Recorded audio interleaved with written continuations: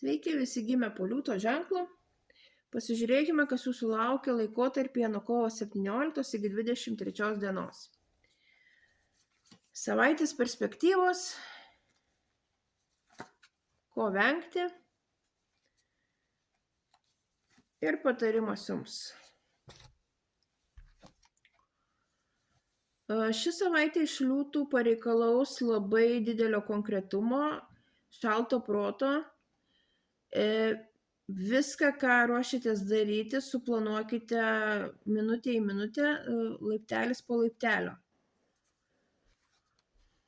Ko vengti? Venkite būti per daug emocionalūs, per daug minkšti, per daug patiklūs. Šitos savybės šį laikotarpį dirbs ne jūsų naudai.